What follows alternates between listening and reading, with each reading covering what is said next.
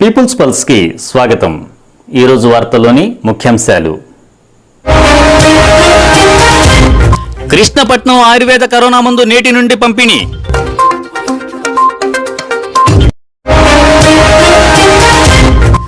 ఎట్టకేలకు కాల్పుల విరమణకు అంగీకరించిన ఇజ్రాయెల్.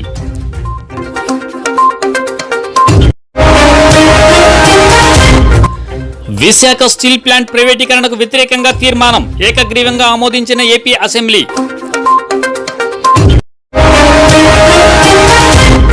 ఇంటి వద్దే కోవిడ్ పరీక్ష 5 నిమిషాల్లోనే ఫలితం. అందుబాటులోకి Mylab Covid self testing kit.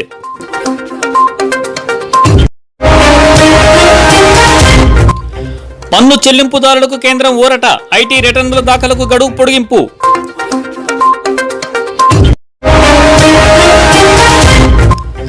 దేశంలో ఇంకా మాస్కులు ధరించని 50% మంది. కేంద్ర ఆరోగ్య మంత్రిత్వ శాఖ ఆందోళన. కొన్ని రాష్ట్రాల్లో కోవిడ్ పరిస్థితిపై కలవరం.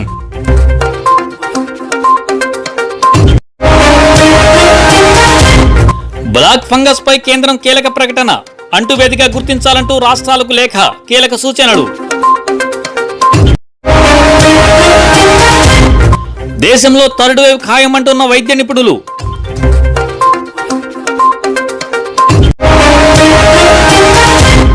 కోవిడ్ వ్యాక్సిన్ తయారీతో ప్రపంచ అపరకు పేరుల జాబితాలో చేరిన 9 మంది పారిశ్రామికవేత్తలు.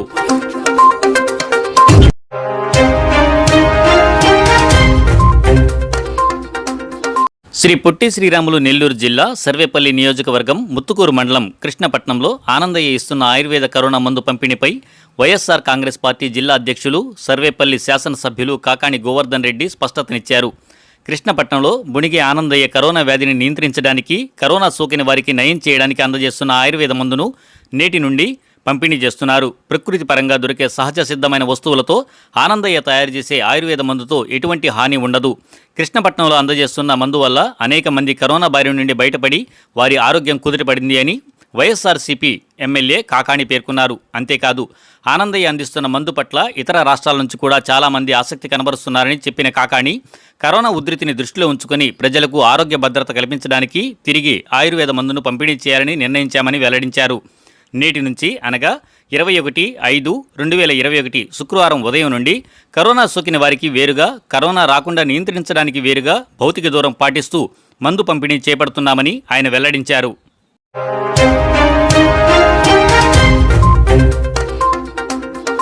అమెరికా పెంచిన ఒత్తిడో లేక పాలస్తీనా చిన్నారుల ఆక్రందనలు మనసును కరిగించాయో తెలియదు గాని 11 రోజులుగా గాజా స్ట్రిట్పై కొనసాగుతున్న వైమానిక దాడులకు స్వస్తి చెప్పబోతుంది ఇజ్రాయెల్.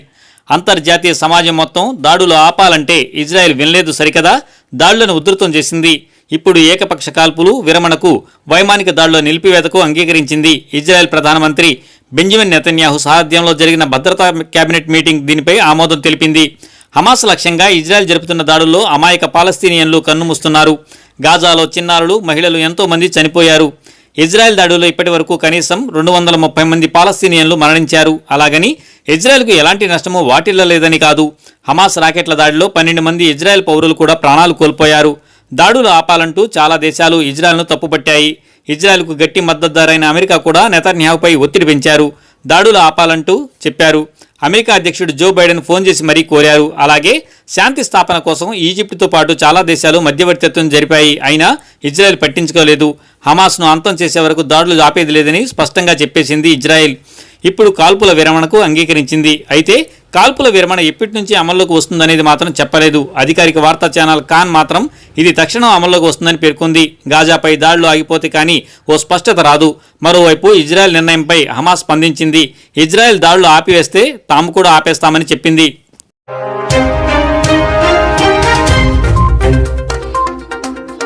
విశాఖ స్టీల్ ప్లాంట్ ప్రైవేటీకరణను వ్యతిరేకిస్తూ ఏపీ అసెంబ్లీలో ప్రభుత్వం ప్రవేశపెట్టిన తీర్మానం ఆమోదం పొందింది. ఈ మేరకు రాష్ట్ర పరిశ్రమలు, ఐటీ శాఖ మంత్రి మేకపాటి గౌతమ్ రెడ్డి శాసనసభలో తీర్మానాన్ని ప్రవేశపెట్టారు. ఆంధ్రులు పోరాడి సాధించుకున్న విశాఖపట్నం ఉక్కు కర్మాగారాన్ని ప్రైవేటీకరించే వ్యూహాలకు కేంద్రం పదును పెట్టిన విషయం తెలిసిందే. వైజాగ్ స్టీల్ ప్లాంట్ను ప్రైవేటీకరణ ప్రక్రియను ఇప్పటికే కేంద్రం వేగవంతం చేసింది. అయితే ఆ కేంద్రం తీసుకున్న ఈ నిర్ణయాన్ని వ్యతిరేకిస్తూ ఆంధ్రప్రదేశ్ శాసనసభ ఏకగ్రీవ తీర్మానం చేసింది.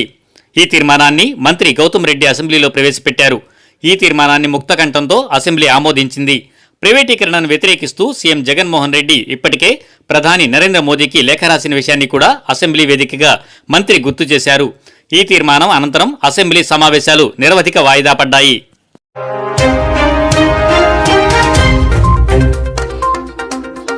దేశవ్యాప్తంగా రోజుకో కొత్త రూపంతో విరుచుకుపడుతున్న కరోనా మహమ్మారి పరీక్షల విషయంలో కేంద్ర ప్రభుత్వం కొత్త మార్గదర్శకాలను విడుదల చేసింది.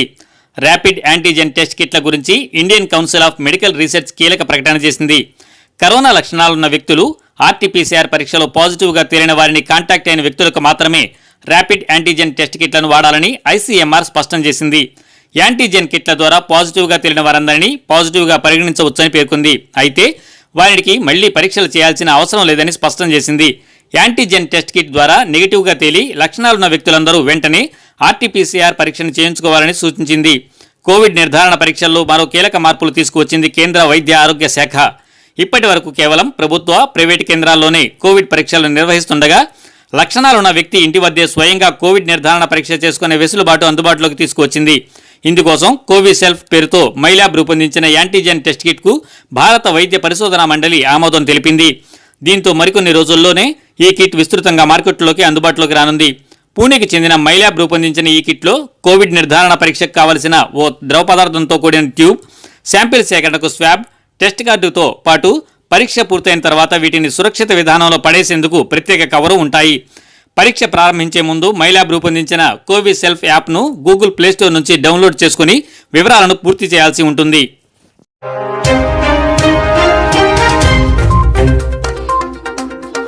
కరోనా నేపథ్యంలో కేంద్ర ఆర్థిక శాఖ కీలక నిర్ణయం తీసుకుంది. పన్ను చెల్లింపుదారులకు ఊరట కల్పిస్తూ ఉత్తర్వులు జారీ చేసింది. ఆదాయ పన్ను రిటర్నుల దాఖలు గడువును పొడిగించింది. 2020-21 ఆర్థిక సంవత్సరానికి సంబంధించి వ్యక్తుల రిటర్నుల దాఖలు గడువును సెప్టెంబర్ 30 వరకు పొడిగించినట్లు ఓ ప్రకటనలో తెలిపింది. వ్యక్తిగత ఆర్థిక లావాదేవీలతో పాటు కంపెనీలకు సైతం రిటర్నుల దాఖలకు నవంబర్ 30 వరకు అవకాశం ఇచ్చింది. కోవిడ్ విజృంభిస్తున్న వేళ ఆయా రాష్ట్రాల్లో లాక్డౌన్తో కూడిన కఠిన ఆంక్షలు అమలవుతున్నాయి. దీంతో పన్ను చెల్లింపుదారులకు ఊరట కల్పించేందుకు ఈ నిర్ణయం తీసుకున్నట్లు central board of direct taxes CBDT వెల్లడించింది. వ్యక్తులకు ఇప్పటి వరకు రిటర్నుల దాఖలకు జూలై 31, కంపెనీలకు అక్టోబర్ 31గా CBDT గడువు ఉండేది. కంపెనీలకు తమ ఉద్యోగులకు జారీ చేసే ఫారం 16 గడువును సైతం CBDT పొడిగించింది. జూలై 15 వరకు ఇందుకు గడువును నిర్దేశించింది.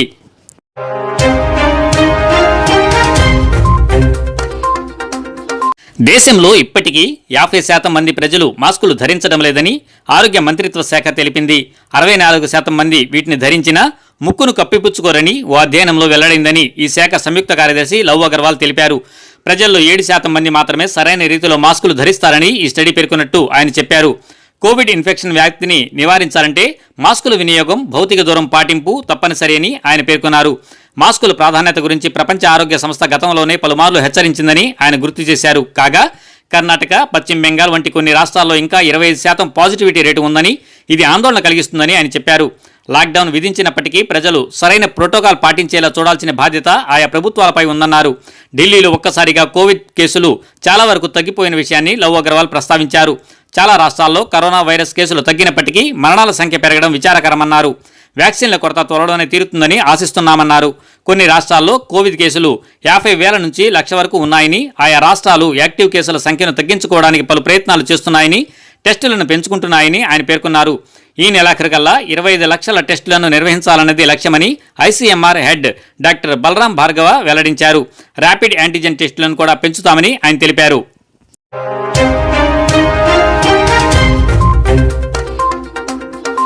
దేశంలో ప్రతిరోజు మరణాలు 4,000కు పైగా నమోదవుతున్నాయి. తాజాగా మే 20వ తేదీన వెల్లడైన గణాంకాల ప్రకారం మరణాల సంఖ్య 4,000కు దిగువన చేరింది.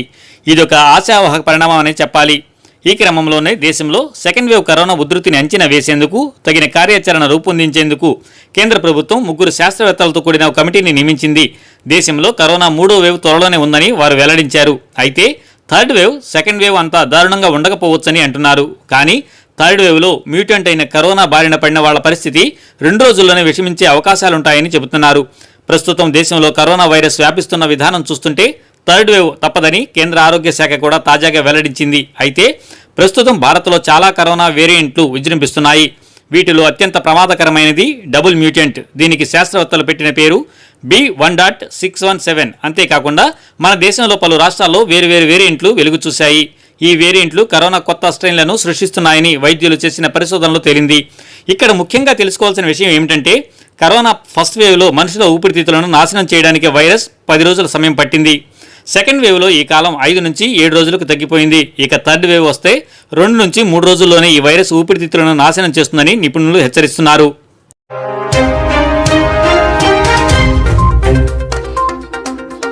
ఓవైపు కరోనా మహమ్మారి విజృంభిస్తుందంటే మరోవైపు బ్లాక్ ఫంగస్ మరింత భయపెడుతోంది. ఏడాది కాలంగా జనాలకు కంటి మీద కునుకు లేకుండా చేస్తున్న కరోనా మహమ్మారి ఈ ఏడాది సెకండ్ వేవ్ తీవ్ర స్థాయిలో వ్యాపిస్తోంది. ఇక దీనికి తోడు బ్లాక్ ఫంగస్ వచ్చి చేరింది. దీనివల్ల కొందరి ప్రాణాలు సైతం పోయాయి. కోవిడ్ నుంచి కోలుకున్న వారిని వణికిస్తున్న బ్లాక్ ఫంగస్ పై కేంద్ర ప్రభుత్వం కీలక ప్రకటన చేసింది. బ్లాక్ ఫంగస్ను అంటువ్యాధిగా గుర్తించాలని రాష్ట్రాలకు లేఖ రాస్తూ పలు సూచనలు చేసింది. ఇటువంటి కేసులను గుర్తించిన వెంటనే వివరాలు ఇవ్వాలని ఆదేశాలు జారీ చేసింది. ప్రపంచవ్యాప్తంగా బ్లాక్ ఫంగస్ కేసులు ఎక్కువగా ఉన్నది భారత్లోనే అని చెప్పేసింది. తెలుగు రాష్ట్రాల్లో కూడా బ్లాక్ ఫంగస్ హడలెత్తిస్తోంది. దీనికి సరైన మెడిసిన్ అందుబాటులో లేకపోవడంతో వ్యాధి సోకిన వారు మరింత భయాందోళనకు గురవుతున్నారు. దేశంలో ఓవైపు కరోనా వైరస్ విజృంభిస్తుంటే మరోవైపు బ్లాక్ ఫంగస్ కూడా ఆందోళనకు గురిచేస్తోంది. 2 మహమ్మారులు కూడా ప్రజలపై ముప్పేట దాడి చేస్తుండటంతో అంతటా ఆందోళన నెలకొంది. అయితే ఎక్కువగా బ్లాక్ ఫంగస్ కోవిడ్ నుంచి కోలుకున్న వారిని చుట్టుముడుతోంది. ఈ నేపథ్యంలో మ్యూకోర్ మైకోసిస్ను రాజస్థాన్ ప్రభుత్వం అంటువ్యాధిగా ప్రకటించింది. ప్రస్తుతం రాష్ట్రంలో 100కు పైగా బ్లాక్ ఫంగస్ కేసులు ఉన్నాయి. అయితే వీరందరికీ చికిత్స అందించేందుకు ప్రభుత్వం జైపూర్లోని సవాయ్ మన్ సింగ్ ఆసుపత్రిలో ప్రత్యేక వార్డును కేటాయించింది. ఈ మేరకు రాజస్థాన్ ఆరోగ్య శాఖ principal secretary Akhil Arora black ఫంగస్ను అంటువ్యాధిగా పేర్కొంటూ బుధవారం ఉత్తర్వులు జారీ చేశారు.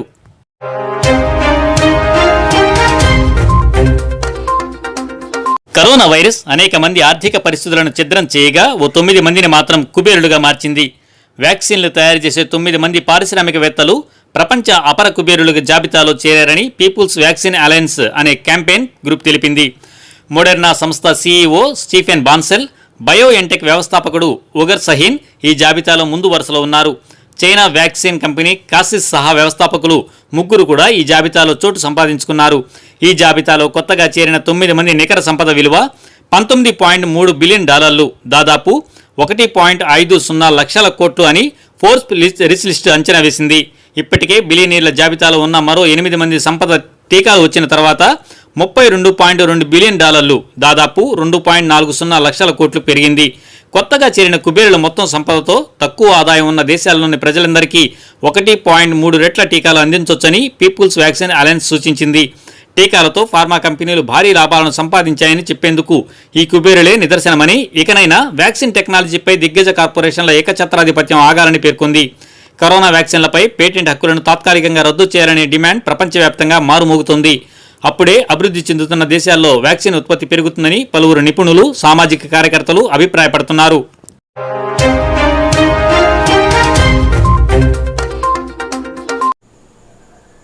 వార్తలు ఇంతటితో సమాప్తం. చూస్తూ ఉండండి పీపుల్స్ పల్స్.